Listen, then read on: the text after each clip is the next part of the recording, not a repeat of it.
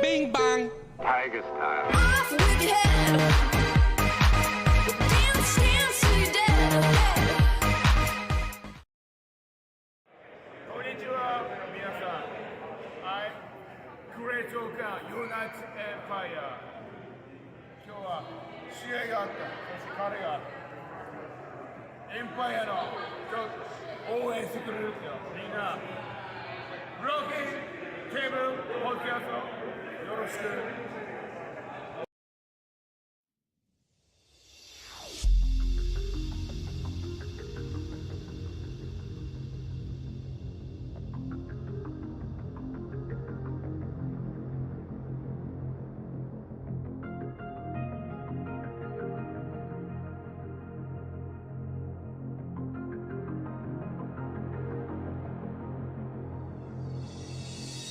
I hear the battle cry under the devil's sky. The one-winged angel screams. It fuels my hopes and dreams. The best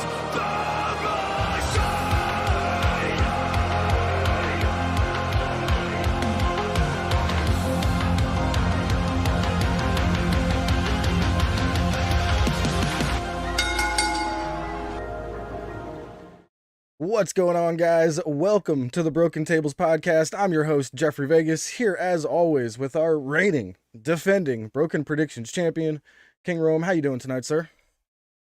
You know, Jeff, I gotta say, it's September now, obviously, the best time of year. Things are starting up, football's coming, the holidays are right around the corner.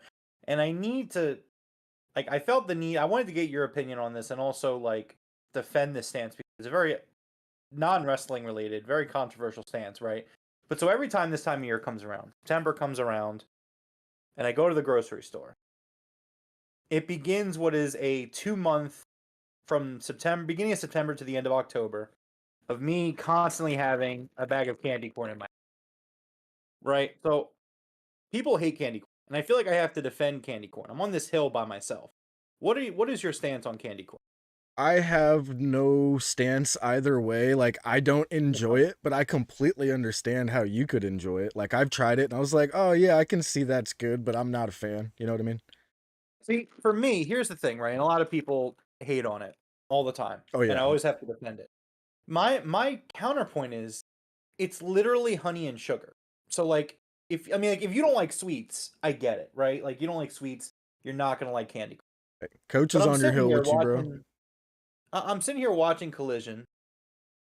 Coach, let's go. I'm sitting here watching Collision, and I'm just snacking away on my candy corn, and I'm like, you know what? I'm gonna bring this up on the podcast tonight because I need to know where everyone stands. So it's not wrestling related, but I would love to hear what people think. Coach loves it. Coach, it is insane to me how much people hate candy corn. I don't understand the hate. I understand it not being your favorite, but I really don't understand the hate. It's so good. I got to be honest, I thought you were going down a different road of this time of year, pumpkin spice pops up everywhere, and I was going to be like, oh yeah, that's my shit, bro. Now, see, I don't have an opinion on pumpkin. I like the way pumpkin spice smells, but I don't really have oh yeah, man, this taste gets me. No, Right. I mean, I don't really care. I don't I was at I was at Dunkin' Donuts today, and I had one of their new pumpkin spice donuts. Oh, fantastic. Hell yeah, Coach. But man, this was a pretty good episode of Collision. I had a pretty good time watching this one here. We had a really, really awesome return. I don't mind spoiling it before we do the actual review here, but Jade Cargill returned tonight for a really, really cool spot. She looked incredible.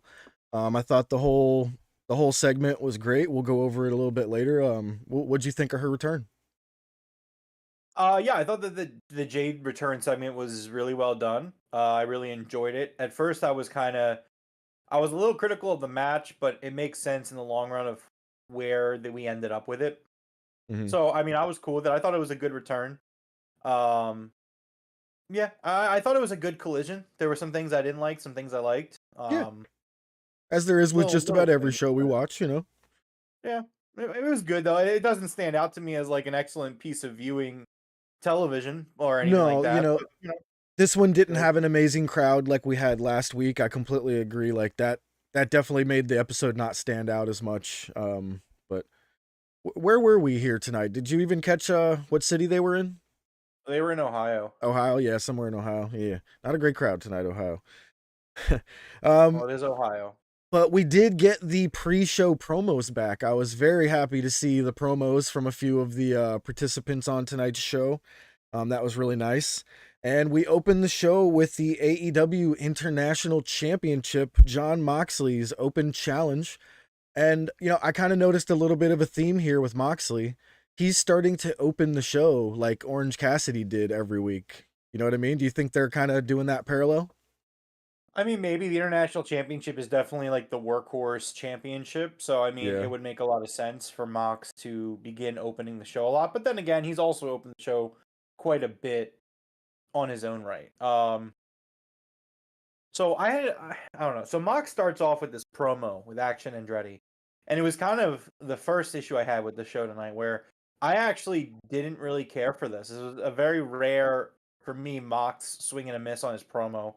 Um, I think it was probably more so the way what he tried to convey in the promo, more so what he was Yeah. how he was saying it. But he was just like, Action Andretti, man, like you've won the big one. You've shown that you're capable of winning the big one. And I'm like, wait, what? He rolled up Jericho and beat Jericho in his debut, but other than that, the kid hasn't done a damn thing. So I I don't agree. know. Like I thought it was kind of a weird place for Mox to come from. I get where he was coming from, but for him to just be like, "Oh yeah, man, you've already shown that you could win the big one." He hasn't won any championships in this company. What are you No, talking? yeah, that was. And once I realized Action Andretti was his opponent, I was kind of like, okay, we'll see where it goes. And the crowd wasn't really into it at all. They were kind of like, okay, let's get this match out of the way so we can move on. You know what I mean? Yeah, I thought the match itself was fine. It was I felt fine, like yeah. it dragged on a little too long. I wasn't super into it. It never really kicked into that gear that I would say I was enjoying it. Yeah. I had to facepalm really hard when Kevin Kelly referred to so I wrote in my notes that at this point they were in Cleveland. So I guess they were in Cleveland. Okay. But so like Kevin Kelly referred like Mox is getting cheered. Now Mox is from Cincinnati. He is from Ohio. It's his home state. Mox is getting cheered, and Kevin Kelly refers to the fans cheering for John Moxley as Bizarro World. And I That's was what just like, I was like, what's he I'm like, talking about? what do you like? Why would you say that? Like, number one, yes, Mox was a heel. I mean, after tonight, I guess they turned face again. But my thought process was is like number one, Mox, regardless of heel or face status, gets cheered everywhere. Um, Especially by the AEW faithful, because he's like the company guy. Yeah. And then like you're in his home state, like no shit, he's gonna get cheered tonight. Like what do you like? Why would you say that, Kevin Kelly? And Yeah, like and again, this was the first night I actually started being like, okay, I'm not a fan of Kevin Kelly. Like this was the first time I noticed it. You know what I mean? yeah, I think that this collision, a big thing with it for me again was just like I just feel like we got off on the wrong foot here, and like I was just like, man, this first 20 minutes of collision, I absolutely could have done without. Yeah, So, I mean, I love me a John Moxley match, but Action Andretti, I need something a little bit more than that to start off the show, just to kind of get that blood pumping. yeah, I mean, we have to see what Action Andretti can bring to the table in terms of in terms of a Moxley style match. Which, I mean, tonight it definitely didn't hit. No. Obviously, Action is a lot more high flying, exciting, and that's kind of his style. And Jericho is able to cater to that style just because Jericho kind of used to be in that style. Yeah. So like that match worked, and then obviously pairing him with Darius has worked because that's just the style that both of them wrestle. But here tonight, you kind of needed you needed Action Andretti to wrestle a John Moxley paced match. I don't think it hit very well. I think at one point Mox did a tope, and I'm just like, all right, well he's trying to help Action Yeah. out here, but Now, it's not hitting. And this match for me didn't hit at I all. think the tail end of the match worked a little bit. When Action Andretti realized he was getting booed instead of cheered, did you notice he did the Danielson stomps onto Moxley, kind of playing into the heel role a little bit? I was like, okay. He did, but I didn't think they looked very convincing, so No, I actually didn't like the spot. I was like, it was like probably again, his I first time doing it. And I wouldn't doubt if Mox called it. Mox is like, they're booing you, bro. Do the Danielson stomps on me. Like, you'll get the heat, you know? yeah, I don't know. So this it just didn't stick with me. Nah. It didn't stick the landing. It didn't hit. You know. Yeah, Moxley locks in the rear naked choke after those Danielson stomps. He kind of just rolls up out of it, locks in the rear naked choke, and Action Andretti taps out. Listen, if you're a big John Moxley fan, you're gonna love the match. You know what I mean? It's fine, but it needed to be a little bit something more to start off the show here for Collision. You know what I mean? But it was fine. It was fine for what it was. Next up, we had Roderick Strong, a video package on Adam Cole. You know, how he was friends their entire lives. It was a pretty good video package. I like that they have all this footage of Roddy and Adam Cole, man. Like, these guys have truly actually been friends like their entire lives. That Ring of Honor library, man. That's why Tony bought it. Tony didn't. Tony didn't buy Ring of Honor to do an extra show on Nope. Thursdays. You know, He bought it for that tape library, and then just having the brand is a bonus. He yeah, and wanted the tape library. speaking of which, I think they just revealed recently that he got it for, didn't he say less than 2 million? He Dude, did that say was yeah. worth it alone for the library. Shit, I would have taken out a loan and bought Ring of Honor. You know what I 2 mean? million. That's crazy. But this was great. I actually really enjoyed this. Next up, we had a recap of Samoa Joe and MJF with their, you know, dust up from Wednesday on Dynamite. The next up, we had the TBS Championship, Kris Statlander's Open Challenge. Now, here's something that I kind of want to throw a little bit of a critique out there. You know, Tony Khan, you know, Booker of the Year 2 years in a row. He seems to like to put on a lot of tournaments and they kind of go like back to back to back. Tonight here we had 2 open challenges on the same show and they were back to back. I really don't think we needed 2 open challenges. Kind of like how you don't like 2 squash matches. 2 open challenges was a little much. We should have had, obviously it should have been the Moxley match because I believe this worked perfectly here. This open challenge where Robin Renegade accepted against Kris Statlander. This worked out perfect for the story that they were telling. But man, 2 open challenges. What's your take? Well, they did this on Wednesday as well. Ugh. I don't know. I think I get it, and obviously you want to see them defending championships on TV. I don't know. It's a tough, delicate situation because you want champions to defend their titles on TV, Yes. and I think that Orange Cassidy did great things for the international championship. Like, it's kind of funny to me, right? Because I have always said that the TNT and TBS title are the TV title. They are titles that should be defended regularly on TV with that, where like you don't need a lot of build up, and also it's okay for the titles to get tossed around a little bit. And like that's for me what a TV title is. So I don't really mind it when I see the TBS championship, when I see Kris Statlander defending the title every week. I don't have a problem with that. And I don't have a problem with any title getting defended regularly, like honestly. But it is kind of funny to me that the title that I think we should be seeing defended weekly is the TNT title. Whereas it's the Yeah. international title. Like the roles of what I expect the titles to be are completely opposite right now. And again, like I don't think it's necessarily a bad thing. I see your point about doing it back to back, and it can kind of seem like, well, there's not really a lot of story build going on right here, and Yeah. I totally agree with that aspect specifically. You know, at least make one of those 2 open challenges the main event, you know, because those were both championship matches. And I get it that the main event was to go for the world championship, you know, in the eliminator tournament, but it wasn't the finals of the tournament. So, like, I feel like one of these 2 matches could have easily been the main event, you know?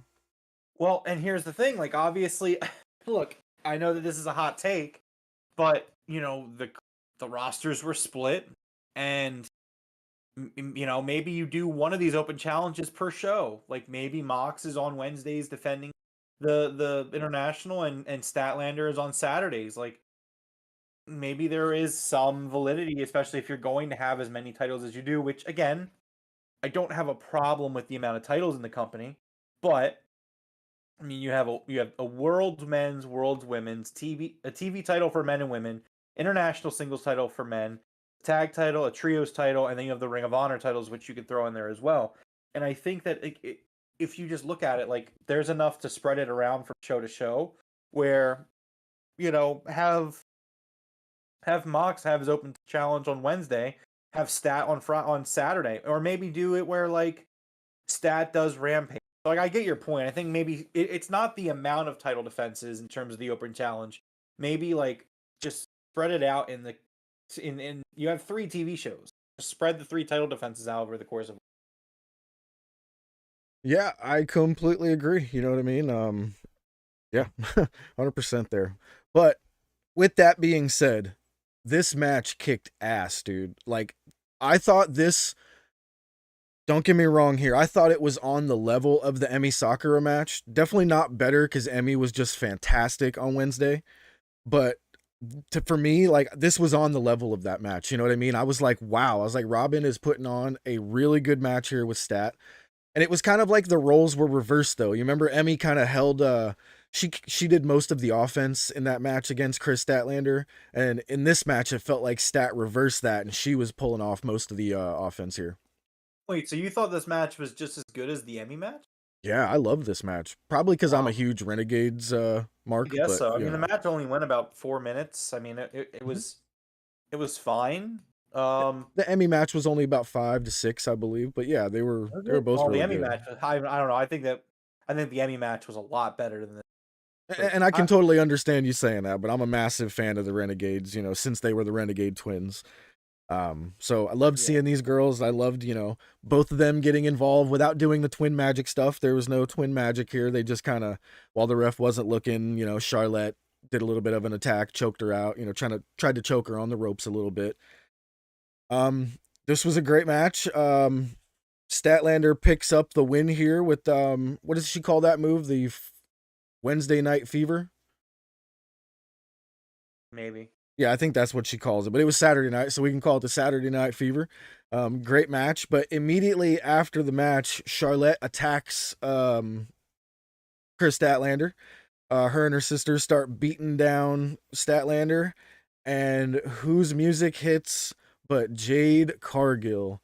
Dude, I fucking lost my shit. I absolutely loved this return, and Jade looked incredible, coming back looking like Storm from the X-Men.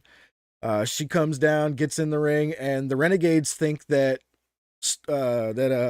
Jade wants to beat up Statlander, but Jade destroys both of the Renegades.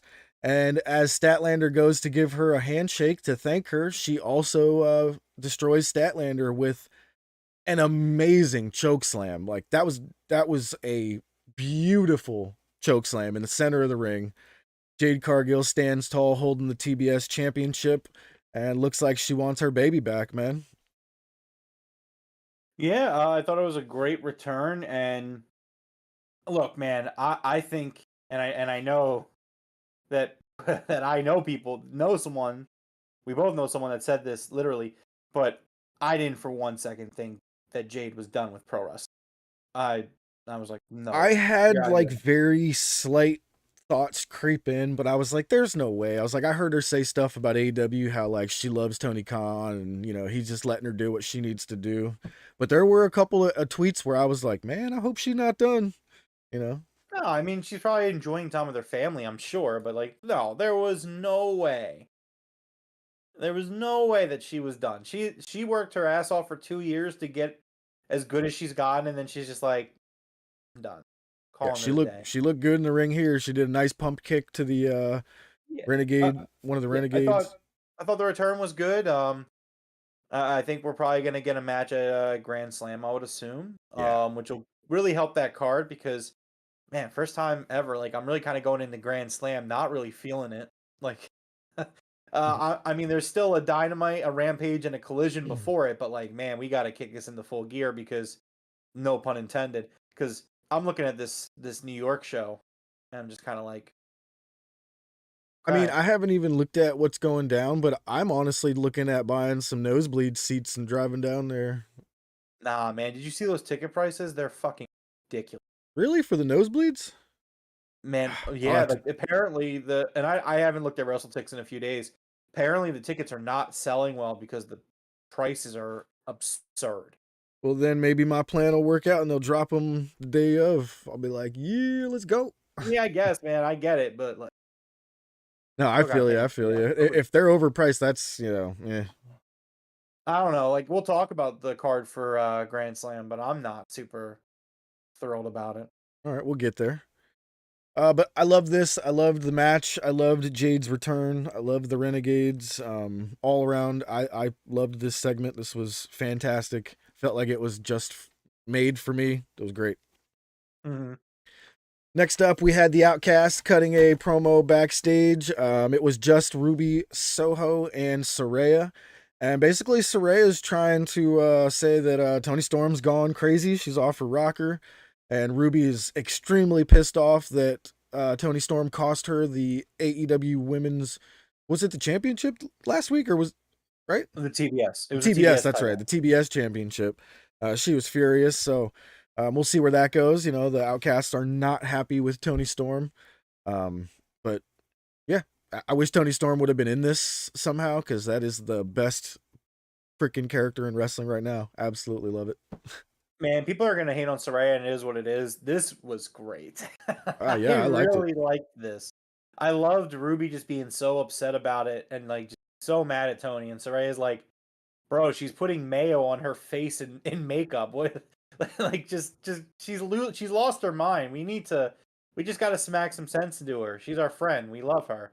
And then they're like, Renee, I'm so glad you're here. We fucking hate Lexi. Just, like well, Lexi's so terrible. We're so glad you're here, Renee. Love you. Walked away. Renee's just See, like, here we go. love Some you. nosebleed seats are $30. Yes. That is pretty high up there though. Let's see what next Yeah, row well, down is 97. It's like a normal show in Philly getting close up. 97. That's not. Yeah, that's yeah. All right, next up we had a really really good segment here with a sit down interview of Eddie Kingston and Claudio Castagnoli with Tony Schiavone. Dude, I freaking loved this. Anything that involves Eddie Kingston feels so real. And the way that they were talking about Claudio and how he left the independents without doing business with Eddie, like it was just such a nice peek behind the curtain and it just felt so real. You know what I mean? Yeah, so like I just said that I wasn't really looking forward to Grand Slam. This is the one exception. Um, Better be. I'm very excited for this match. I mean, there's a lot of history there. Um, that predates AEW and Claudio being in WWE, and it's really special storytelling. Um, Eddie just saying like, you left the Indies without doing business with me, and you went to the land of make believe. Yeah, that was good. He's like, dog, we lived together. You met my parents, and like look at you. What happened? Claudio's like, you know what? You want this match? I'll give you this match. Both Claudio and Eddie both agree to put up their titles, both of which mean the world to them. More so Eddie. Eddie's like, the New Japan Strong title means the freaking world to me, and I will die for this title. Claudio doesn't exactly share the same sentiment, but he just says that, someday someone will beat him for this title, but it won't be you. It'll be someone better than you. Claudio says, you can have the match. The match is on. I just want one thing. For the match, you're going to shake my hand and say you respect That ain't happening. it. It has to happen. That's the stipulation for the match. The match isn't happening if it doesn't happen. And Eddie said it'll happen. So, yeah, this is just excellent storytelling. It's really damn good. Everything about this is great. Obviously, it helps that Eddie Kingston fully believes that pro wrestling is 100% real. Um, like he totally thinks Oh everything yeah. is 100% real. I could just imagine Eddie Kingston like in the ring and like his opponent tells him what he's about to do. And he's like, "Stop telling me what you're doing. I'm gonna win." Like too easy. But no, this is excellent storytelling. I love it so much. Dude, What did Yeah. Tony say as Eddie was walking away? And Eddie was like, "Yeah, my ass." Dude, I was dying. Tony said, "Thanks, Eddie," and Oh Eddie was yeah, and like, he was "Thanks, like, "Thanks, ass." my ass." Dude, I was He's like, "Sell the dying, bro. tickets." He said, "Sell the tickets. Tell Tony to get to work. Book the match." Like, okay. Yeah, and Shivani's like, "Well, thanks for coming, Eddie." And he's like, "Yeah, thank my ass." Yeah, yeah. Love Eddie Kingston, man. It was great. Next up, we had the Bullet Club Gold, which consisted of Juice Robinson and the Guns with Cardblade versus Gravity, Aerostar, and Coog. You're going to need to help us out in chat. Rome, did you write down this dude's name? It was Dios del... I couldn't get that. Dios del de Mundo, I believe it was. Okay, because he used to be Drago, and I believe he changed his name when he left AAA here. He kind of looks like a dragon. He's badass. Love this dude. But Yeah, so this was originally an 8-man tag, but as Tony Khan announced before the show, Jay White was not able to be on the show tonight due to personal. I was definitely upset not seeing Jay White there. But this was still a great match. Juice Robinson walked down to the ring with a plaque of him. It had a picture of him on it. And I was wondering, what is this plaque? And he hands it over to commentary, and they kindly showed us that Juice Robinson is the Collision Cowboy of the Month. So congratulations to Juice Robinson on his Collision Cowboy of the Month award. The picture on the plaque had me dying because it was literally Juice in a suit and tie, like an office workspace attire, but there were no sleeves on the button. It was just really funny. Coog says it's El Dios del Inframundo. And Gotta be under- Fremundo.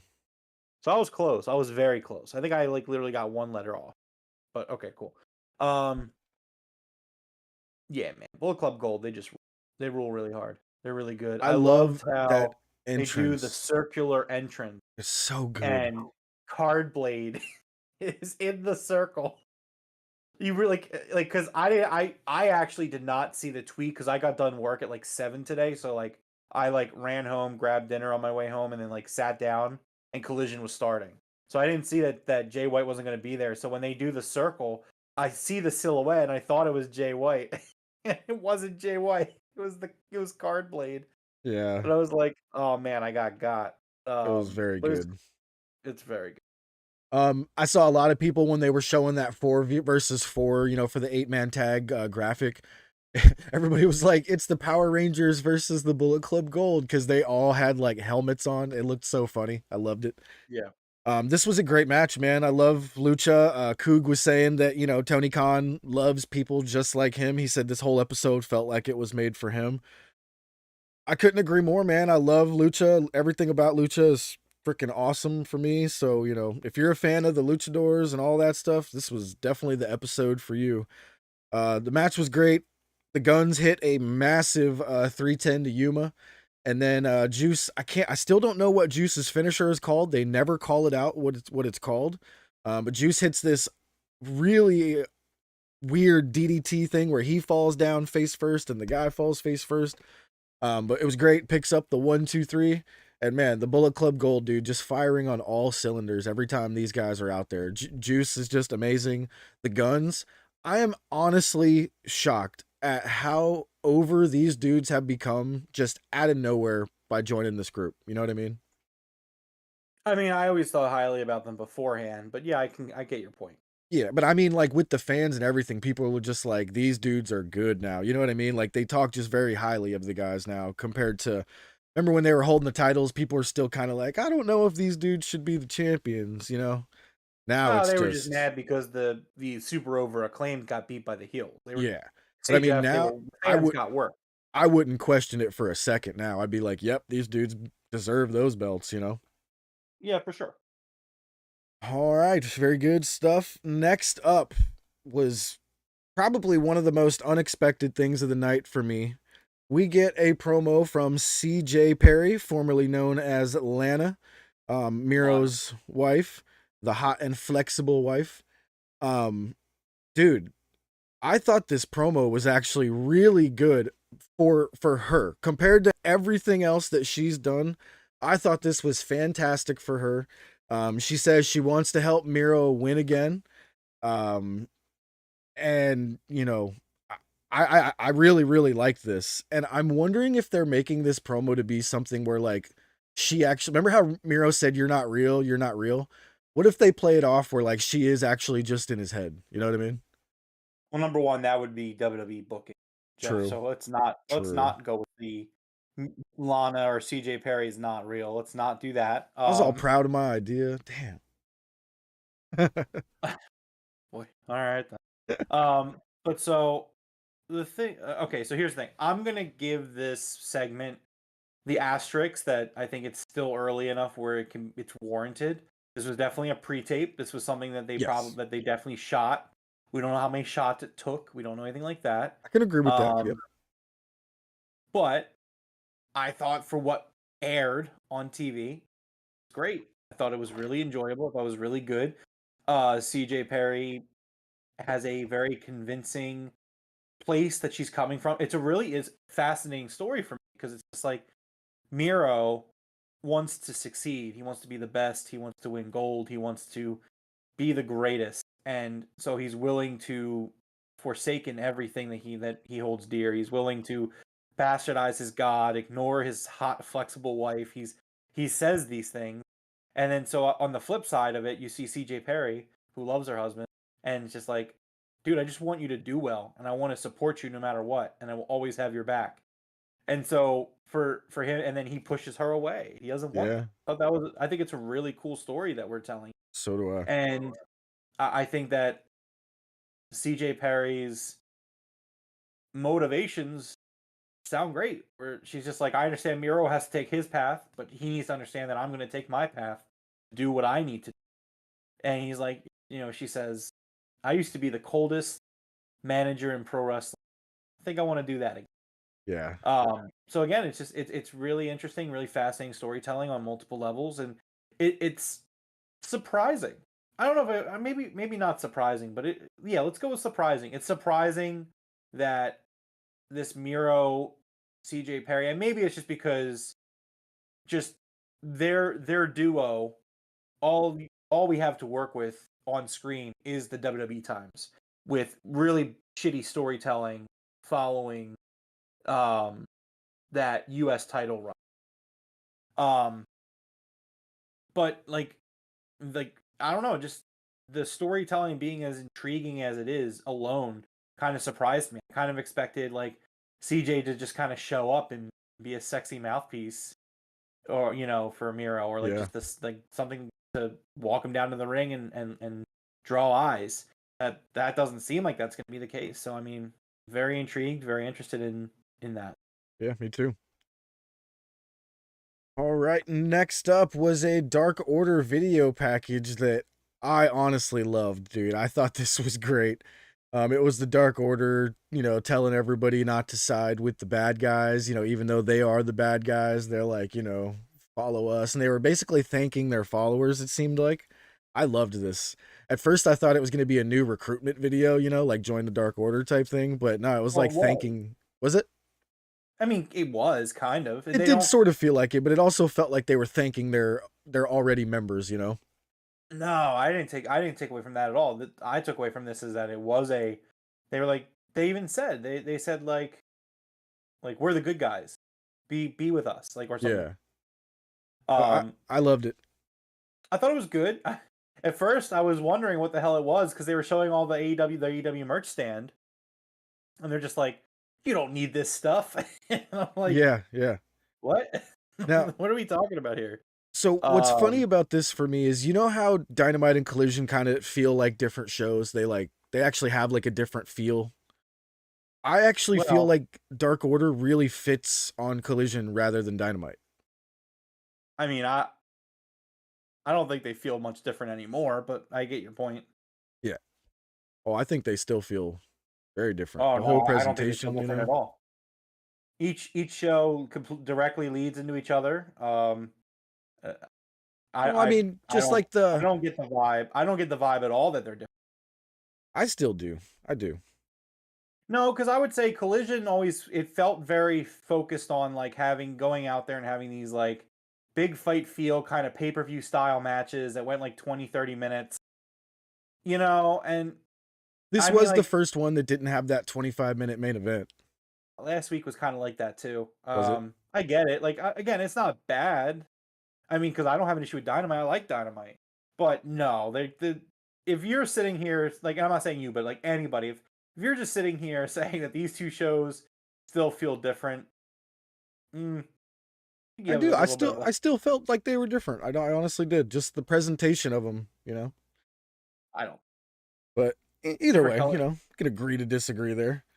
It's like, oh, do you like AEW Blue or AEW Red? There you go. Yeah, I guess. I guess theoretically they were different. Kevin Kelly's terrible, so yeah, I guess Collision now has the worst.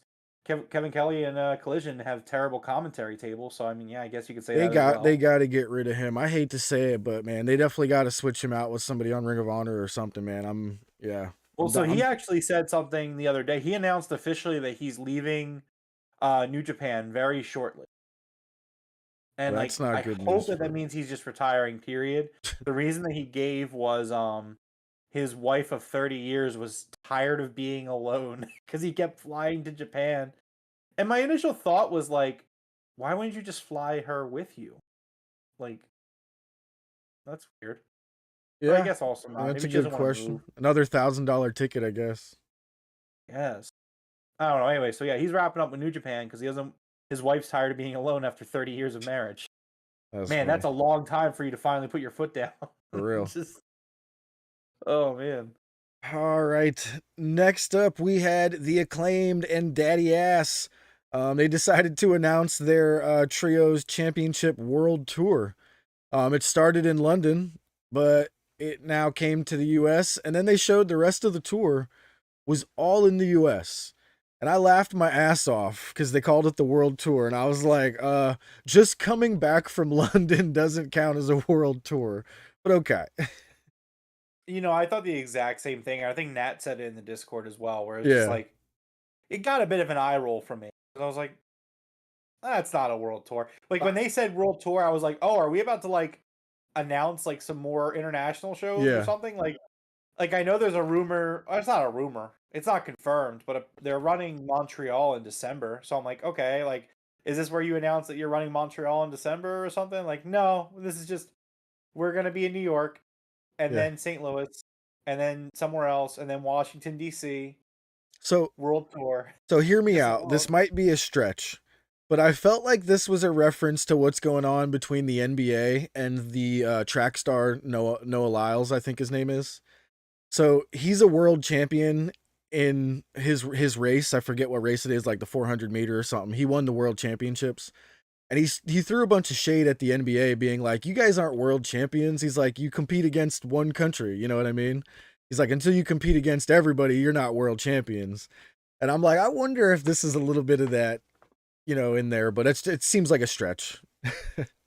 I see. I always look at it like this, and I guess maybe basketball is slightly different, and I guess you could say the same about baseball, but like football, for example, I fully believe that the best team in the NFL is the best football team. Well, Like, yeah, not many so other yeah, I don't know. football Maybe teams I'm in just. the. I mean, I would argue maybe baseball as well. I know that like usually like the team like they do the World Baseball Classic, and Yeah, usually Team USA does pretty damn good in that. yeah. So I don't know. I maybe the NBA is different. I mean, I don't really watch basketball like that. I mean, is there? I mean, I know that basketball is big in China, right? Oh yeah. So outside of China, like, is there any other country that feasibly could probably be better than the U.S. in basketball? As far as I know, they just lost today to, I believe, Germany. Was it yesterday or today? I believe they just lost the world championships. I don't. And it wasn't even the finals yet. They got smoked.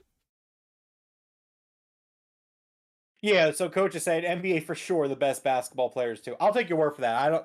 Again, I don't really watch basketball. I just Yeah. like to tell all my Philly friends that the Sixers are frauds because I'm able to say that without any bias because I don't care about basketball. Which, Yeah. by the way, the 76ers are frauds. They should probably trade Joel Embiid, let James Harden go, fire Daryl Morey, and start over completely. They're never making it out of the second round. Yeah. Anyways, And carry coach is on. super correct here. None of the superstars from the NBA are playing in this. It's a bunch of dudes that I don't even know the names of half of them. So I understand, coach. Totally agree. Get him, coach. Get him. Set Jeff straight. I'm not even sure what I said to prop the world championship up too much, but I actually think Max may have been, throwing this in there. Well, no, I really do. he went off on you because I asked an honest question that I had an idea what the answer was, but I had said, "Is there any other country that Okay, really yeah, could you're compete right. with the US?" And you were like, "Well, Germany just beat the US." That's true. Yeah, So that's why he's jumping on you right now yeah. No worries. with 2, 4, 6, 8, 9 comments. And Coach says Spain is the other best country. Oh, really? Where's Luca from? Not where Luca's from? Or Dirk? What about where Dirk's from? Where's Dirk from? I want to say Germany, but I don't remember. Anyway, let's move on here to the next segment. We had Rey Fenix versus Angelico. And dude, this was a really nice technical style lucha match, which is kind of crazy to say, but I actually really enjoy Angelico's style. I've been an Angelico fan since the early AEW days, and he got injured and was gone for a long time. Really nice seeing this guy back and getting to have some matches on one of the main shows. yeah, What you're not a fan of this match or what? well, Ray Fenix and Angelica. Yeah. Angelico. It was fine.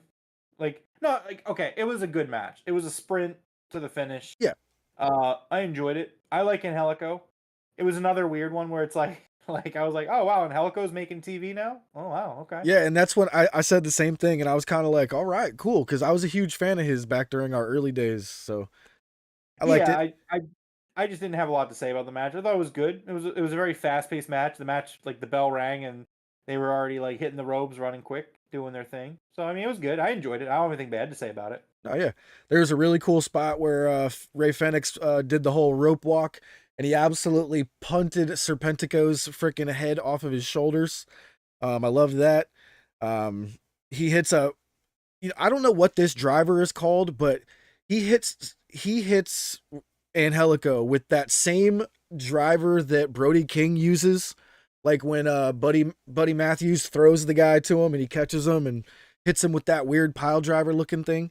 That was the same move Ray Fenix used here to pick up the 1, 2, 3. It was great. Absolutely loved it.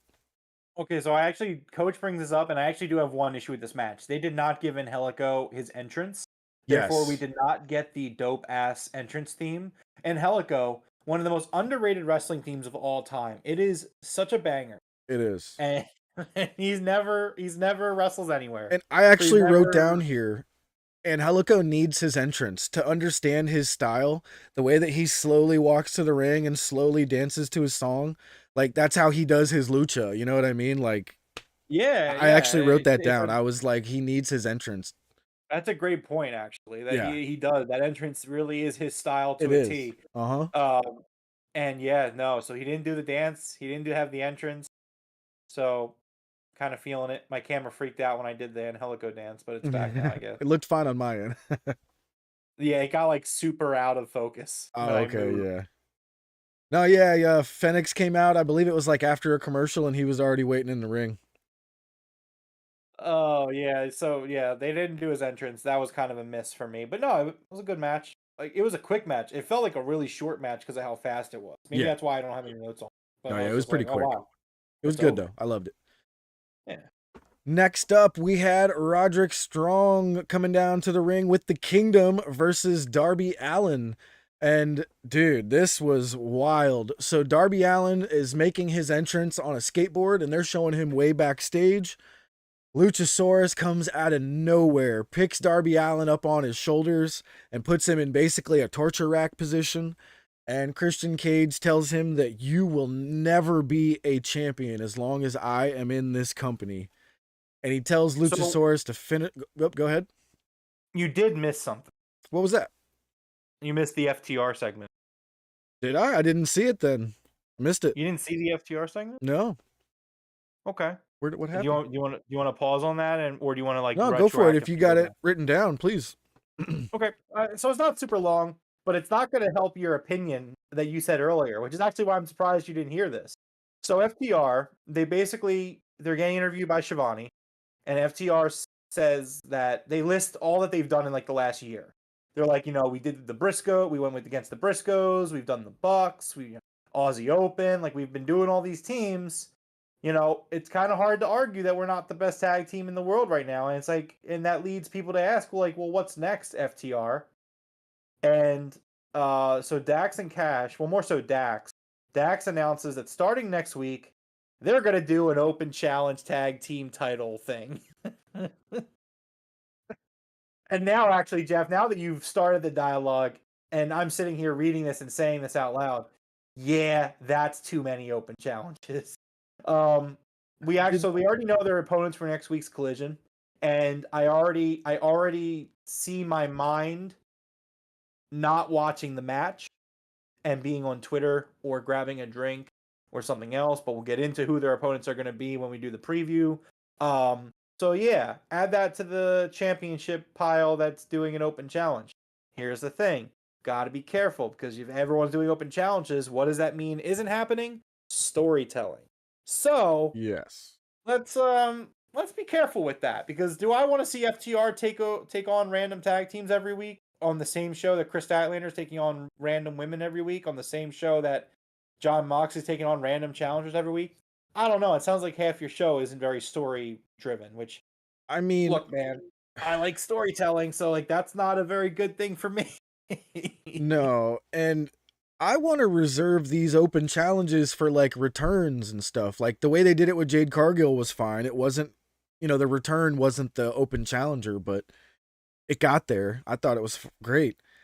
But that's definitely the third one here tonight. Even though it wasn't a match, it was a challenge for one. Ugh. Yeah, so super lame. And Coach, yeah, we could talk about Edge whenever Jeff wants to. Yeah, absolutely. I'd love to talk about Edge because I feel like he might actually tie into this story here with this whole Roderick, or not with Roderick, but Darby, Luchasaurus, and Christian. So Luchasaurus has Darby up on his shoulders in the torture rack. Christian lets him know that as long as he is in the company, he will never be a champion. Not the TNT champion, not the AEW champion. He said it's not happening. So Luchasaurus absolutely lawn darts Darby into the garage door, and Darby Allin staggers his way down to the ring. They kind of tried to make it look like he wasn't going to be able to, make it to the match with Roderick, but he staggers his way down to the ring. Soon as he gets in the ring, Roderick Strong just starts absolutely beating Darby's ass. There was a great chant by the crowd here. The crowd was chanting, "Adam left you," and it actually caused a spot in the match. Like, I was kind of wondering, like, wait, how did this work out so perfectly? So the crowd is chanting, "Adam left you," and Roderick Strong perfectly, reacts to it. Is like, no, and it gives Darby that chance to make his offense. You know what I mean? Like, I was like, wow, that's a perfect, seamless, let's use the crowd to continue this match. I was like, how did they do that? Did they just naturally do it? Did they call it? Like, what do you think there? Man, I don't know, but this character that Roddy's playing is so damn good. It was so good. It's just so great. And every week or every show, they have a different graphic for him. And every week it's somehow like better and better and better. I have the new one up right now for the tournament final. Dude, it looks hilarious. Because it's just hilarious. It's him. Now he's shirts off now. Like, I love how somebody, like, number one, gimmick infringement kind of, but it is what it is. I love that Roddy is like, okay, you need to be like this nerd, this geek, jilted lover. You got the neck brace on, you're sitting there in your button-up shirt, and then someone was just like, yo, bro, put the glasses on, put some glasses on, and he's just like... And they're crooked. If you look, like, one of the sides is all, like, way up. Yeah, he's like... Adam. I love it so much. Yeah, It's so absolutely good. love it. Oh man. But Roddy does so just absolutely annihilate Darby, just like every Darby match. Gets his ass absolutely handed to him for a good 3/4 of the match. Yo, there was a spot in this where Roddy takes him up to the top ropes and he hits a Uranagi onto the top turnbuckle. Darby bounces off the buckle onto the apron down to the outside. That shit looked absolutely disgusting. Even the crowd was just like in shock from this one. They were like, "Oh my god." Um Nick Wayne came over to check on Darby, and the Kingdom started closing in on Nick Wayne. When AR Fox shows up to have Nick Wayne's back, and Nick Wayne, I have never seen anybody more furious that somebody wanted to stop them from getting their ass whooped. So Nick Wayne was about to receive an absolute ass whoop. Oh, go ahead. Did you just say Nick Wayne? Yeah. Don't you mean Buddy Wayne? I mean, that's what Kevin Kelly fucking called Nick Wayne tonight. Oh like, 3 God, did times. he? Oh, I didn't look, catch it. Here's the. I've been saying since week 1 of Collision. Actually, that's not true because I didn't say it for the month that the G1 was going on because they actually got a great commentary team together with Ian and Nigel. But like, my God, if I have to sit here watching a Collision show that does not have CM Punk but still Kevin Kelly on, I'm gonna lose my fucking mind. Kevin Kelly is so bad. I missed that. Damn. So Darby and Nick Wayne come down to the ring, and Kevin Kelly's like, "It's Darby," and he's being led by Buddy Wayne, or he's like I forget how he corrects it, but he says Buddy Wayne, that's his son. Just like that's what he says. He's like, Buddy he's being Wayne, accompanied by Buddy Wayne's son. son. It's so bad, and I'm just so look. And again, like obviously my opinion's coming out that I think that right now Collision, for better or worse, the show is now bled in, and to me it's very similar to Rampage more than Dynamite even. But obviously it still has some meaningful stuff on it, so it's kind of like a mix between Dynamite and Rampage. I think Collision has lost a lot of redeemable qualities that made it special, especially on a night where you needed to be big and unique because you're gonna get fucking killed by college football for the next 3 months, 4 months, whatever it is. Especially with that game I'm tonight. Whew. I'm so tired of hearing Kevin Kelly speak. I don't want to hear Kevin Kelly speak anymore. I don't think Tony Khan watches this podcast. I don't think he does. There's no way in hell that Tony Khan listens to what I say on the internet. There's no way. But No, like, of course not. if there was 2 things that Tony Khan would just listen to me on, it would be number 1, get rid of fucking Kevin Kelly, please. And number 2, just bring back CM Punk. Yeah. Please. My life's in shambles when it comes to pro wrestling. I don't sleep anymore. I'm miserable. I have to literally, I'm so dead inside. I go in our Discord and I pick fights with Jeff saying that One Piece sucks ass, even though I've never seen One Piece and I don't care about One Piece. I have no opinions on One Piece. But that's where I'm at in my life. I just pick fights with people. Ready, watch this. Coach Nick. Lamar is a fucking joke. I hate the guy. He's a tool. Like, do I actually think that? I don't know, but that's where I'm at in life. So that's where I'm at. You know? He And says, I don't know. so, like, yeah, Kevin Kelly's got to go, man. Kevin Kelly's got to. I can't do it. Can't. I agree with you. But man, have you ever seen anybody more furious that somebody stopped them from getting their ass kicked?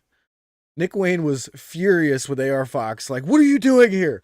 What are you doing? And AR Fox is like, clearly stopping you from getting your ass whooped, bro. Like, clearly, that's why I'm here. Well, the thing is that, and it is the part of the storyline that's really kind of weird, where it's like, I know that like Darby was very quick to forgive AR Fox after AR Fox and Swerve did in fact leave Nick Wayne, not Buddy Wayne, but Nick Wayne, lying in a pool of his own blood in his home I mean, like, I don't know if I'd forgive AR Fox like that either, but here we go. Here we are. Right. Very interesting. Well, so AR Fox does try to get involved. He winds up hitting Nick Wayne with an inadvertent backflip kick thing off the post. I don't think I've ever seen anybody do that before. He ran across the apron and he did a springboard kick off of the ring post, did like a little moonsault, wound up hitting Nick Wayne. Darby was kind of distracted by this, but he climbs the ropes and he goes to hit the coffin drop. But they get the knees up, and Roderick Strong puts his knees up, winds up hitting the end of Heartache onto Darby's absolutely decimated back since All In. Like, my God, dude, I don't know how this kid is still wrestling right now after that coffin spot, but absolutely destroys him with the end of Heartache, gets the 1, 2, 3. And man, I gotta tell you how nice it is. Roderick Strong's music is a song that has been like one of my like top in my playlist since I was like 16. It's so cool to have a song like that like on the show. You know what I mean? Just something that I recognize from so long ago. I freaking love Roddy's music, man. You know, I remember when I was a child. When I was a child, I played a video game. A game that I loved. A game that really meant a lot to me as a kid. And that game was called Grand Theft Auto San Andreas. I loved this video game. It and I still do. I say that in the past tense, but it's a phenomenal game. Absolutely incredible. I think the writing is hilarious. The gameplay obviously a little dated, but it's still enjoyable. You can kind of mess around with cheat codes if you want, so that's really good. There's a lot to the game in terms of scale. If you asked me to draw a map of California, I would just draw a map of the state of San Andreas from the game because that's in my brain what California is shaped and looks like. It's not really, but that's what it is in my brain. So anyways, I used to love the music in the game, and I would play the game and enjoy the music. And one of the radio stations called Radio X, it had this really catchy little jingle from a band called Living Color, right? So I used to understand what that felt like. I used to understand what it felt like to have a song one of your wrestlers that you like used and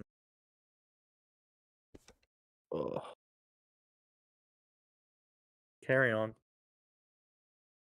Totally understand what you're talking about. There was a reggae station on GTA 5, the Kja West, I believe it's called, the Kja radio. And there is a reggae song on there that I can't remember the name of. I'm going to see if I can find it. But dude, it is one of my favorite reggae songs of all time. I'm going to try to see if I can find it. I'll probably put it in the Discord once I actually find it. I hope people enjoyed the pain that I'm in constantly. There's no end to my pain. It goes forever. It's gonna go for the rest of my life. Oh man. So this was great. Love the match. Love the angles and everything here. But we'll see where this goes with Nick Wayne, AR Fox, and Darby Allin. And so as Coach asked earlier, with Edge. So the way I see this is maybe somehow Edge gets involved with Darby. I don't know, but anytime Christian is involved in anything where he's being this, horrible, dastardly dude, I'm like, Edge could show up at any moment. So that's where I'm at. I mean, obviously, I think there's a money match to do Edge and Christian versus Sting and Darby. I think that's obviously the Ooh. money match.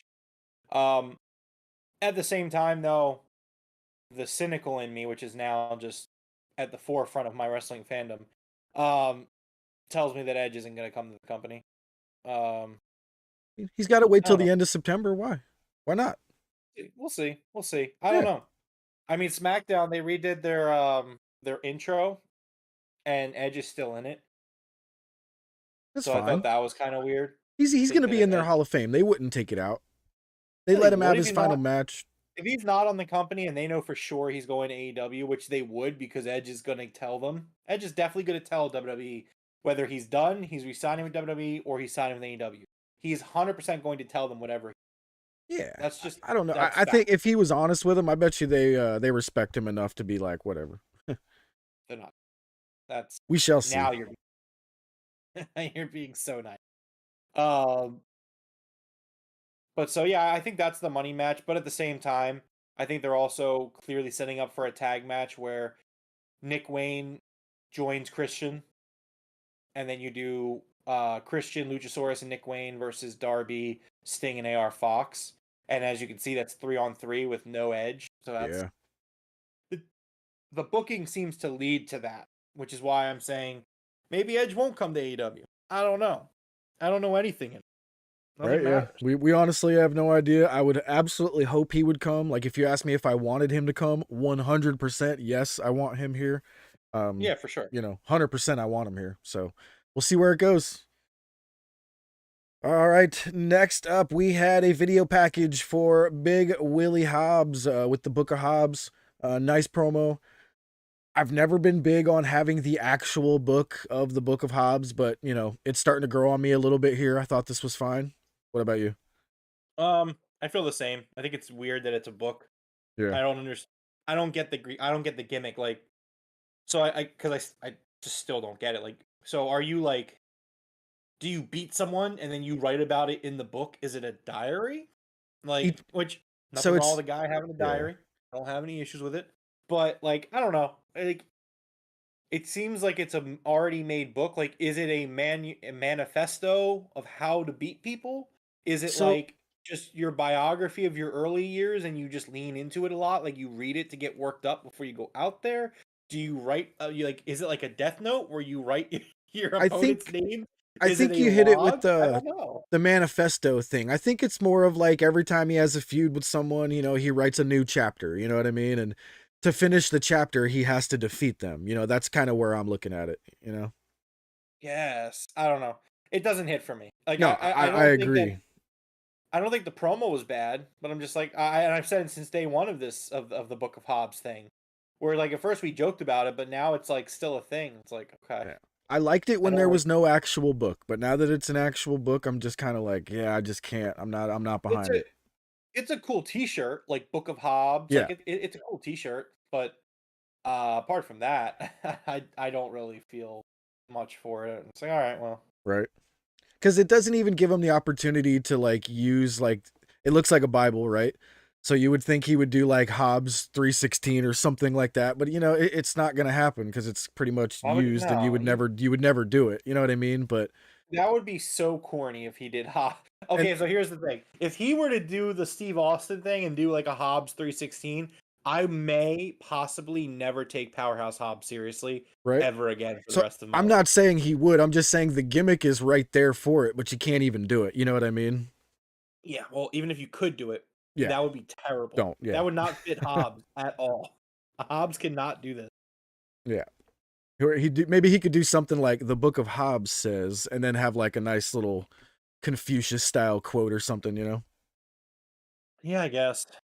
We'll see where it goes though. Maybe they can make it to where we shall enjoy it, but we'll see. Next up, really good video promo from The Righteous. I absolutely loved these guys, and I really dig what these guys are saying, man. I do think it's really funny because I like the Righteous too, first and foremost. Um, there was a thing that came out over the last like week or so, and they were talking to Dutch from the Righteous, and I forget which outlet was talking, but they brought up like, oh, there was a rumor that like you guys were going to be part of the Wyatt Six, and like if you remember at the time, like they were like backstage at WWE shows, and like Yep. they had totally signed on for it. Um, and Dutch responded with like, that was definitely a possibility. And I was like, bro, shut up. You were definitely one of those Wyatt Six guys. You don't want to admit it. It's okay Oh, now because like obviously it doesn't matter in retrospect. But like you were this made totally myself part of that sad. awful gimmick. Don't lie.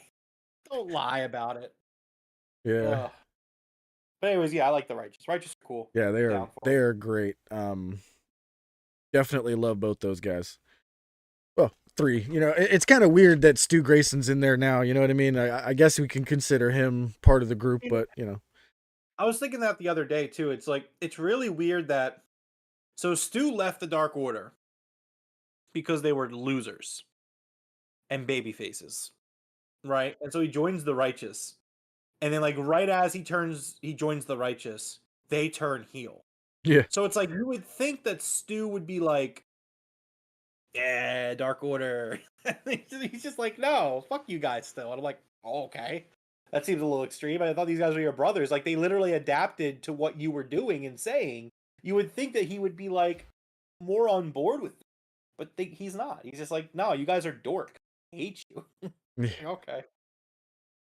I know they do the handshake after their match at the Ring of Honor pay-per-view, but it's still just kind of weird. It is kind of weird that he was like, okay, yeah, I should be along with you guys, and I'm just not. I'm like, okay, all right, well, interesting. Very interesting. All right. Next up, we had Bryan Danielson in-ring promo with Tony Schiavone. Kind of breaks some news to the fans here that he has promised his family that when his daughter hits 7 years old, You he will missed another start. thing, Jeff. What are you doing? What did I miss now? Keith Lee. Oh, okay, yeah, I missed that before the Righteous. Then that was actually before the Righteous. Yeah, I skipped right over that. So there was a Keith Lee promo. Where I flipped my shit because he was wearing a one-piece hoodie that was Luffy in Gear 5. That hoodie was so badass. I need it. I need to find out where he got it. No, Jeff. What does that mean? Gear 5. So Luffy, his devil fruit powers make him rubber. So he considers kind of like Super Saiyan. There's Super Saiyan, there's Super Saiyan 2, 3. He just considers his power-ups to be gears. Like he moves faster and he gets stronger with each gear. Okay. And Gear 5 is the newest form of that. It's basically going Ultra Instinct like Goku did with, Super Saiyan. Gotcha. This is a good Keith Lee promo. It Yeah, was very cool. good. It seems like an attempt to get Keith Lee back on track. I hope they do it. Said indubitably. He refers to the Colliders. It's funny because for a show that isn't going to have a brand split still, we still seem to see quite a few guys exclusively on Collision. Keith Lee refers to the Colliders, talks about how he wants to do it for them and stuff like that. He's like, watch out because I am the Collision. And then he does a little Bray tribute. He says, at the end, he's like, to those in my way, run. And I was like, Nice. Yeah, that was very nice. very feel good. Very, very feel good. Yep. All right, so now we went to the Bryan Danielson in-ring promo with Tony Schiavone. He reveals that he's going to be finishing up when his daughter turns 7. But then he lets us know that right now she is only 6. So I'm thinking we have about 2 years left. He said he's going to wind down his career when she turns 7. He didn't say he's just going to quit when she turns 7. So maybe a year and a half, maybe a year, maybe 2, but that's about what we're looking at for the rest of Danielson's career. See, here's the thing, right? Like the month of September has been very, very rough. It's been a rough month. CM Punk gets fired. Bryan Danielson. I understand it's probably a year or 2 years out still. And it's fine. But Brian, read the room, man. I can't deal with my 2 favorite wrestlers at the same time. The thought of them just not being around. I was just like, all right, Brian, cool. Your daughter got booed in Cleveland. Your 6-year-old daughter got booed in Cleveland. So, hope you feel good about yourself. Ugh. Right? I mean, It was no. In all seriousness, it was kind of a buzzkill. Like I get it. Like I get the point of the promo where he's just like, "Bro, I'm gonna go crazy these next 2 years before I'm done." And my thought was like, "Can we not talk about you retiring? Like, can we not? Please, pretty please." Especially because we've been talking about how Danielson's gonna take over for Punk on Collision, so he's gonna be the draw on Saturdays. It's just I know again it's still 2 years away, but I'm just I don't want to even discuss that right now. Yeah. I don't even want to talk about Danielson not wrestling anymore. Can we not, please? Well, so Ricky Starks shows up with Big Bill. Um, well, actually, sorry. So first he calls out Zack Sabre Jr. That was great. Can't wait to see the match between Danielson and Zack Sabre Jr. finally happen. And then we get Ricky Starks and Big Bill showing up. Um, Danielson said, if you would have waited just a minute, I was about to start talking about you as well.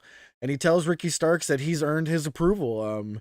Basically, they have one rule in the Blackpool Combat Club, and if you want to join, you got to bleed with them. And he has a shirt in his hand, and it looks like he's going to invite Ricky Starks to the Blackpool Combat Club. But Big Bill just absolutely annihilates him out of nowhere. I was kind of surprised at that one. Starts beating him down, and Ricky Starks looks angry, and he rips Big Bill off of Bryan Danielson. But then he goes and starts beating him down himself, and Ricky starts to choke Danielson with the shirt, and Moxley comes out trying to make the save, but Big Bill just absolutely annihilates Moxley. This was a good segment. I liked it. Danielson gets choked out by Ricky. Ricky's standing strong here. Ricky looked good. Yeah, I thought it was a moment that made Ricky. I almost said really. Ricky and Big Bill look strong. Um, Kind of ironic that right before Danielson left WWE, his next lined up feud was going to be against Big Cass. So kind of funny to see him and Big Bill kind of getting involved a little bit. Right. And yeah, for me, this was like a really weird segment though, where it's kind of like it didn't help what people were asking. Like obviously, people have questions about like, okay, so Danielson is a face, the rest of the BCC are heels? Question mark. Right. And like this segment doesn't do it any favors. Where it's like, so Mox comes to the aid of Danielson. So it's like, okay, so they're both baby faces, but like Yuta and Claudio are still, are still heels. And it's just like, okay, some mental gymnastics. I mean, I guess it doesn't matter. I guess they're kind of more tweeners than anything else, which, I mean, I've never been super crazy about tweeners. I think that, like, it's okay to be kind of get that split reaction, but I think you should kind of lean one way or the other. And I really don't get a vibe of it. I don't know. But that was a great segment. I think Ricky came out looking great. So, Yeah, coach is happy. absolutely. All right. Next up, we had Tony Schiavone backstage with Big Bill. Big Bill was basically advised he now gets a shot at the international title in Cincinnati against Jon Moxley. And Big Bill kind of pointed out, he's like, yo, I just destroyed Jon Moxley out there in the ring, so I'm going to do the same thing in Cincinnati, his hometown. That's going to be a good match. I actually think that's going to be a really good match. Yeah, I think that's going to be good. I think Big Bill is definitely a more suitable opponent to Jon Moxley's style than, say, in Action Andretti. Um, I'm looking forward to it. I thought it was kind of weird for the Lucha Bros to kind of get in Big Bill's face here, though. And I understand that Ray Fenix wants a shot at Mox, so that's why they do it. But then again, then that leads to more of the head scratching, where it's like, wait, so is Mox a heel? Is it a face? Right? No. I mean, I know there's probably some people out there who are probably like, shut the fuck up, nobody cares who's a face or a heel. But it's like, I don't know. It's kind of nonsensical. I mean, if we're gonna laugh at Big Show turning heel and going face, Big Show being Jeff's favorite wrestler of all time, if we're gonna talk about the Big Show flip flopping heel face for like the 2 years that he did that, 3 years, his whole career really, but whatever. Yeah, it's kind of weird. I don't know. It's good though. Yeah, it's fine. I enjoyed it. Next up was the main event, our AEW World Title Eliminator Tournament match. Jim Ross joins us on commentary for Samoa Joe versus Penta. And this was a really good match. So, Samoa Joe tried to do his walk-off spot multiple times, and every time, Penta would get the better of him. The first time he tried it, Penta did his little, I don't know what he calls that, his little sexy walk thing, you know what I mean? I don't know what it is, but that was freaking awesome. Alex Abrahantes and Penta pull out a table, and they mount it up against the barricade, and this was there basically the entire match. It seemed like his goal for the match was to tire out Joe, take him into the deep water. Put him into one of those arm breaker things, but Joe just absolutely powered out of it. Penta goes to hit a suicide dive over the top ropes, and finally, Joe pulls off the walkaway spot, and Penta goes smashing through the table. If you can see this spot over on the old AEW Twitter, you gotta go check it out. This spot was freaking awesome. I absolutely loved this match. The walkaway spot with the table was excellent. Samoa Joe just locks up Penta into the coquina clutch in the middle of the ring, causes the tap out, and Samoa Joe stands tall. I really enjoyed this match, man. That spot into the table with the walkaway. Here, you know we appreciate the table spots. Thank you again, Penta and Alex, for the shout out. That was an awesome spot, and you know, Coog's gonna hate this, but Sean Ross Sapp tweeted out something that I just find hilarious. So he said, I want AEW to do a tournament of battle royals that are completely filled out by open challenge participants. That's funny. That's a funny tweet right there by that the old is SRS. that is a good one. Good. All right, so that is it for the AEW Collision Saturday Night Review. Rome, what do we have lined up for Wednesday? Do they have anything so far announced for Dynamite? We do. Pull it up. Yeah, you're pulling Coming it up up right now. No this- worries. Coming up this Wednesday on Dynamite, we have Roderick Strong versus Samoa Joe. The winner going to face MJF at Grand Slam on Wednesday, the following Wednesday. So actually, really interesting little thought here. I wonder if Tony Khan never actually had to call an audible with the MJF Adam Cole thing, because Samoa Joe was the guy that originally put Roddy in this predicament with his injury. So if this was like planned out months in advance, kudos to Tony, because kind Yeah. of crazy. But yeah, Joe was the guy that put Roddy on the shelf, and he's definitely a part in this like storyline since day one. Huh. So very interesting. But anyways, also on Dynamite, a four-way dance with the winner going on to face Soraya at Grand Slam. It's Dr. Britt Baker, DMD, Hikaru Shida, Nyla Rose, and Tony Storm. Hangman Adam Page versus Brian Cage 3 will be happening on Dynamite. He will be accompanied by Prince Nana, who did sign an extension today. So we in the money. Huh.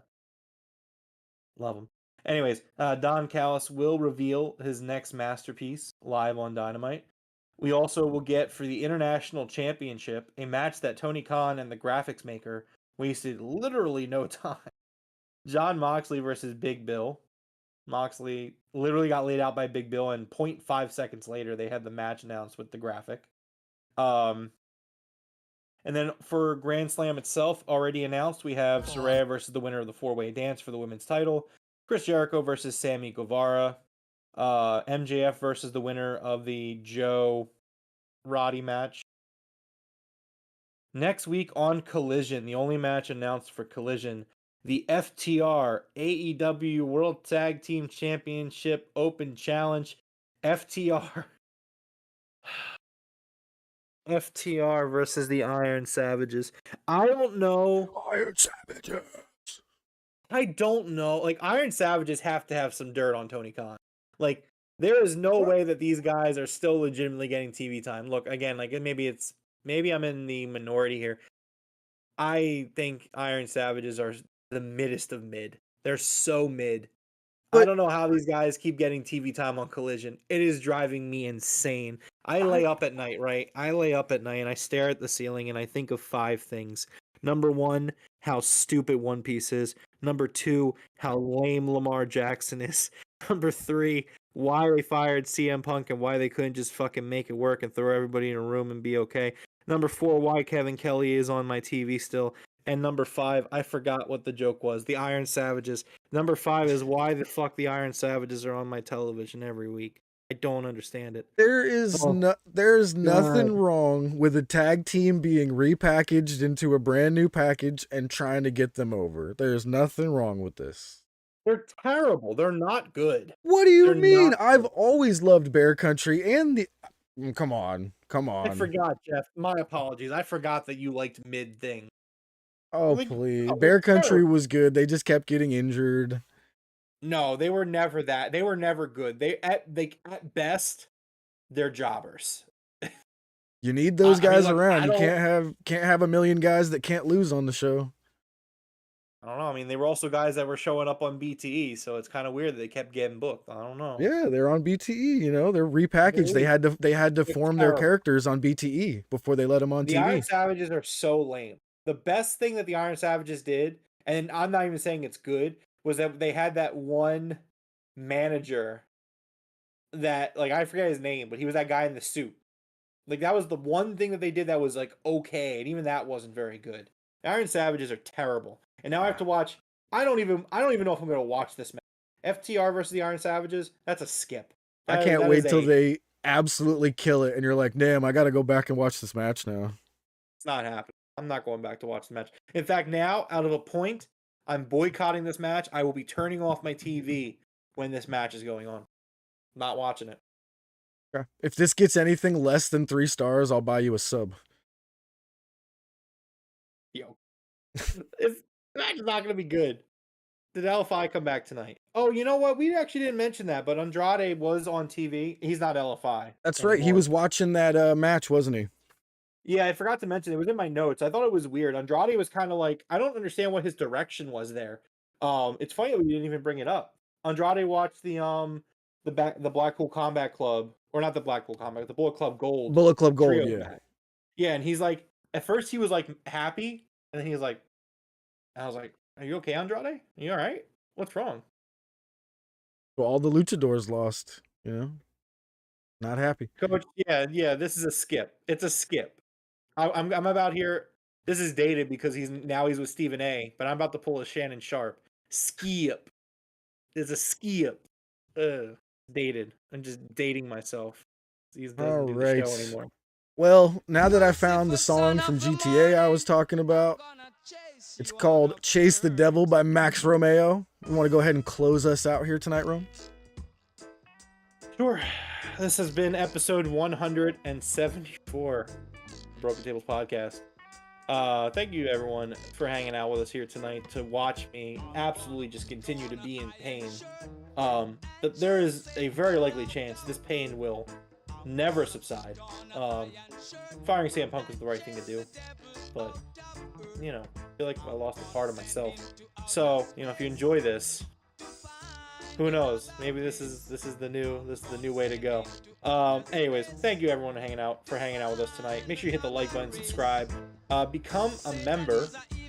Become a member. It's only $5. You get a really cool arcade cabinet badge next to your name, so that way we can see how long you've been hanging out with us. It goes every so often. You get an upgrade to a different color, just like the day trading Doge. Really appreciate that. So please support the show. It helps us out. We can make the show better for you. Make sure you follow us on our social medias. We are on Twitter, both Jeff and I. Hopefully Jeff is not actually playing this song right now because I see him dancing on the video. I would really love to not be DMCA taken down. Song is fine. Don't worry. Okay, all right, because you're jamming out right now on the video I'm watching, and I don't want to get taken down. Anyways, join the Discord. We talk about a bunch of cool stuff there. We talk about wrestling, sports, video games. Speaking of video games, we have the Game Room podcast every Monday night. This Monday is going to be a really cool show. There's a rumor of a Nintendo Direct coming next week. And I just so happen to have some reliable scoops to share about what we might see at the Nintendo Direct. And all I'm going to say, because if you want to know, tune in on Monday. Some pretty legacy IP coming back. So we'll see what happens with Nintendo. Definitely check that out as well. So always a lot of fun stuff happening here on the podcast. Speaking of which, there are some awesome Nintendo games that should be like $20 or $40 on sale for like $2 right now. Go get that shit. Which one? I'll send you the link. We'll throw it in the Discord. Is it like a Switch sale or? It's a Nintendo sale. I saw it's 3 games specifically. One's $40 and the other 2 are 20, and they're telling everybody to go grab them. I'll have to send you the link. I forget the games. Yeah, I'm broke right now, but yeah, send me it. I'll look at it anyway. Yeah, for $2. Anyways, yeah, that's pretty much it. Subscribe, like, become a member, join the Discord, be a part of the community. We love talking to you guys. It's what makes the show. Yeah, as you can see, Coach has been having a great night. I've been cracking him up all night, which I love to see. But anyways, yeah, till next time, we will see you guys on Monday. By the way, make sure you put out your milk and cookies for Swoop. Eagles, go Birds. Week 1 starts Birds. tomorrow. Gonna beat the shit out of Mac Jones and while Tom Brady's in attendance. Go Birds. Brandon Graham is gonna strip sack Mac Jones tomorrow, and Tom Brady's gonna get shivers because he's gonna Bro. he's gonna know. He's gonna 2 days ago. Yeah. Coach, did you see that, dude? I have a bunch of it's that dude's Discord. rookie cards. I was actually collecting that kid's shit for a minute. Hope Yeah. he's all right. But all right. Thank you guys very much for hanging out with us here tonight. Remember, chin up, tits out, and watch for the shoe. Top guys, out.